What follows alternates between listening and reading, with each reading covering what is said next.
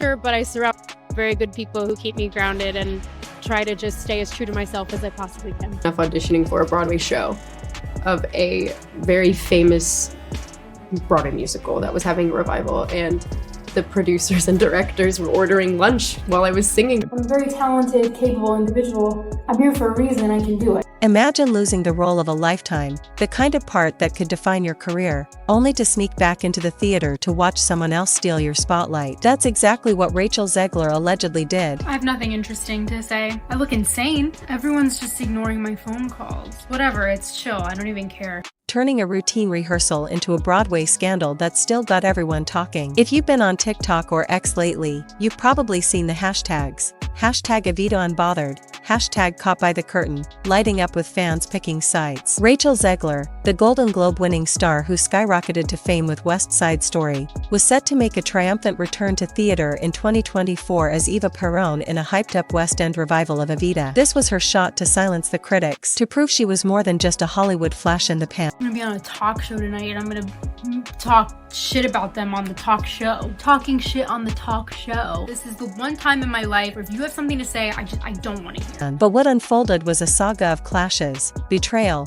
and a moment so jaw-dropping it's become the stuff of theater legend. Let's dive into the full story, from the dazzling promise of her casting to the chaos that erupted behind the curtain, and ask, is this Rachel's downfall, or the setup for her boldest comeback yet? I don't want people to see me in a weakened state. Zegler's career now looking like it is seriously on life support. Let's start at the beginning, when Rachel Zegler was Hollywood's brightest rising star. Back in 2018, she was just a teenager from New Jersey, uploading audition videos to YouTube that caught the eye of none other than Steven Spielberg. Her raw, emotional performance as Maria in 2021's West Side Story earned her a Golden Globe at just 20 years old, making her one of the youngest winners ever. She was hailed as a once-in-a-generation talent, with a voice that could break your heart and a screen presence that demanded attention. But fame came fast, and so did the backlash. By 2023, Rachel was under fire for comments about her role in Disney's Snow White remake, where she suggested the classic story needed a modern twist. Fans online tore into her, calling her ungrateful, and the internet's hate machine didn't hold back. Memes, think pieces, and viral threads painted her as entitled, too young to handle the spotlight. So when news broke in early 2024 that she'd landed the role of Eva Perón in Evita, it felt like a lifeline. Evita, Andrew Lloyd Webber's iconic musical about Argentina's polarizing First Lady, was a perfect fit for Rachel's powerhouse vocals and dramatic flair. The West End production was billed as a star-studded revival, with a massive budget and a director known for bold, modern takes on classics. Social media exploded with excitement. Fans posted, "Rachel's about to own that stage." Theater blogs called it her redemption arc, a chance to prove she could handle a role as complex as Eva, a woman who rose from poverty to power, loved by some, loathed by others. The stakes were sky high. Could Rachel turn the narrative around and show the world she was still a force? But trouble was already brewing. Inside the rehearsal room, the dream started to unravel faster than anyone expected. To understand why, let's set the scene. The West End's Evita was no small production. It was a multi-million-dollar gamble, with producers banking on sold-out shows and international tours. The cast was a mix of seasoned theater veterans and fresh talent, all under the direction of a visionary known for pushing boundaries. Rachel, at 23, was the centerpiece, her name plastered across posters and press releases. But according to insiders, things went south almost immediately. Rehearsals are where a show comes to life, where actors and crew find their rhythm. For Evita, they were a pressure cooker. Sources close to the production say Rachel didn't just clash with the director, she outright ignored his vision. She'd reportedly rewrite blocking, suggesting her own stage movements that didn't match the choreography. One dancer claimed she dismissed group routines, saying they didn't suit her energy. Co-stars, many of whom had spent years in the grueling world of theater, felt sidelined. A backstage source described it like this: "It was as if Rachel thought the show revolved around her, like the rest of us were just there to back her up." The tension wasn't just creative, it was personal. Cast members whispered about Rachel's attitude, how she'd breeze into rehearsals late, scrolling her phone while others ran lines. One actor, a veteran of London's theater scene, reportedly called her out for treating the ensemble like backup dancers in her personal music video. The director tried to mediate, but Rachel's changes kept coming,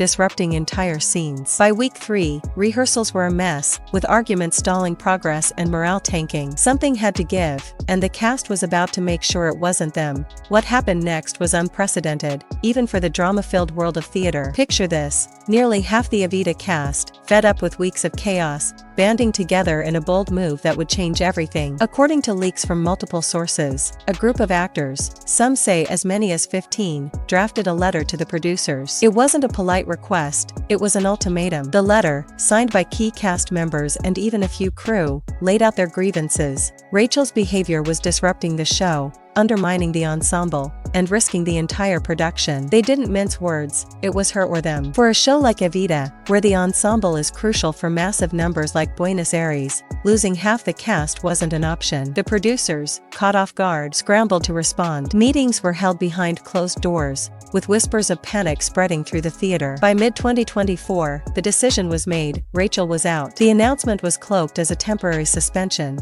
but the writing was on the wall. Her name was quietly erased from promotional materials, and a new actress, a respected theater performer with a lower profile but a stellar reputation, stepped into the role of Eva. The pivot was swift. Posters were redesigned, social media posts shifted focus, and the production pushed forward as if Rachel had never been involved. Fans were stunned. Some took to X, raging that Rachel had been betrayed, calling it a coup by jealous co-stars. Others, especially theater purists, cheered the move, saying the show deserved someone who respected the craft. The split in public opinion was stark, but Rachel's next move, or lack thereof, only fanned the flames. Rachel Zegler went dark, and that silence spoke louder than any statement could. No tweets, no Instagram stories, no tearful interviews, nothing. For a star who'd built her career on a vibrant online presence, this was a shock. Back in her West Side Story days, Rachel was a social media darling, sharing behind-the-scenes clips and engaging with fans. But after her Evita exit, she vanished from the digital world. Her accounts went quiet, her profile picture a blank slate. To fans, it felt like she'd ghosted the entire situation. But behind the scenes, rumors painted a different picture. Insiders claimed Rachel was obsessed with Evita, unable to let go of the role she'd seen as her comeback. A stagehand said she texted crew members late at night,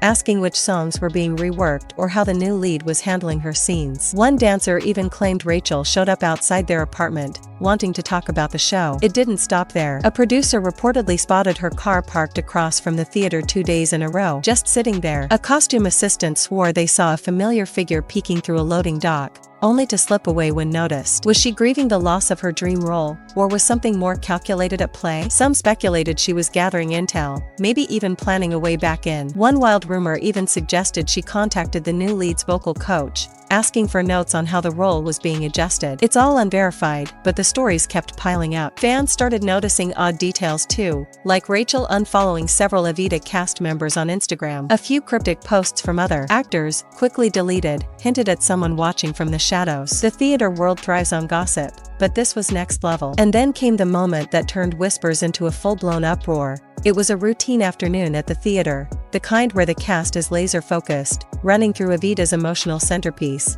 Don't Cry For Me, Argentina. The new lead, a seasoned performer with a voice that could fill the house, was in the zone, belting out Eva's iconic plea. The crew was tweaking lights, the stage manager scribbling notes. Then, everything stopped. Standing near the wings, half hidden by a curtain, was Rachel Zegler.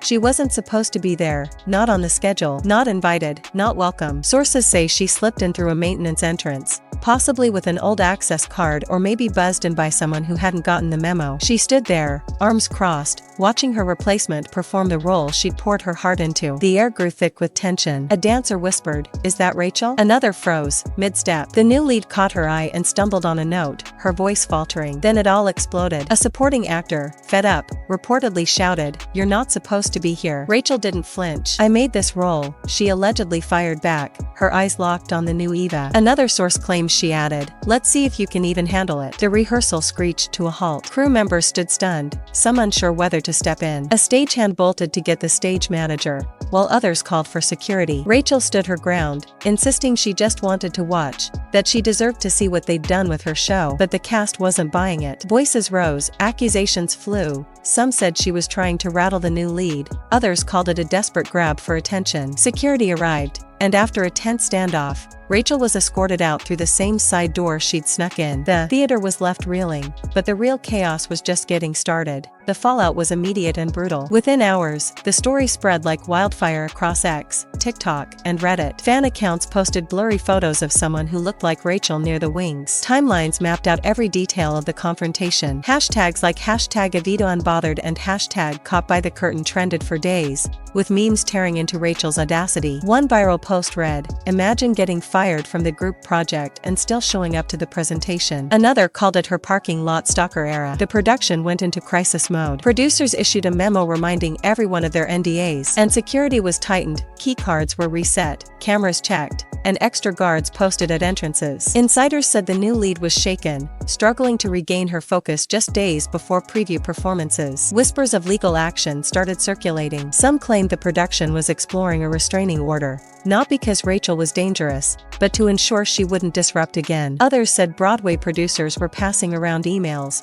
warning about her unprofessional behavior. A few even suggested she'd been blacklisted from major theater companies, with one insider saying, "Her name's poison in this town now." Even her former allies started pulling away. A cast member who'd once defended her in interviews scrubbed their socials of any photos with her. Another posted a cryptic meme about peace in the theater that fans immediately tied to Rachel's exit. The narrative was shifting fast. Rachel wasn't just a star who'd stumbled, she was being painted as the villain of her own story. But was that the whole truth? Or was something bigger in the works? Here's where the story takes a twist. While the internet piled on, rumors started swirling that Rachel wasn't just licking her wounds, she was planning her next move. Sources close to her camp, though unverified, claim she's been quietly taking meetings with streaming platforms like Netflix and Hulu. The pitch? A dramatic series loosely based on a young actress pushed out of a high-profile production, fighting to reclaim her narrative. Sound familiar? It's the kind of story that screams based on true events, and fans are eating it up. On X, some noticed Rachel following indie directors and screenwriters known for gritty,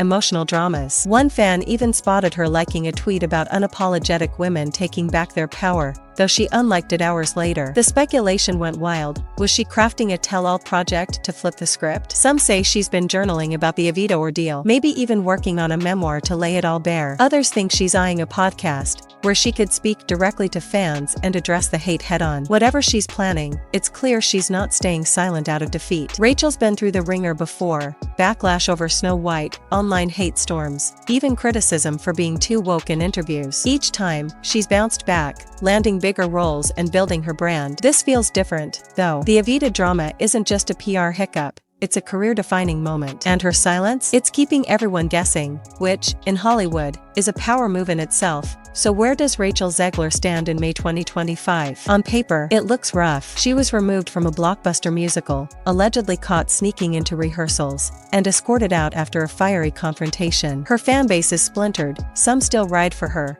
calling her a misunderstood talent targeted by a jealous industry. Others have turned, mocking her as entitled, with memes that sting harder than any critic's review. Broadway's whispering about blacklists, and producers are reportedly steering clear. Yet Rachel's no stranger to reinvention. She went from a viral audition tape to a Spielberg film in months. She navigated Hollywood's glare as a teenager and came out with a Golden Globe. This isn't her first firestorm, and it might not be her last. The question isn't just what's next, it's how she'll play it. Picture this: 6 months from now, Rachel sits down for a raw, emotional interview. She opens up about the pressure of Evita, the betrayal she felt, the toll of being dragged online at 23. She owns her mistakes but flips the narrative. She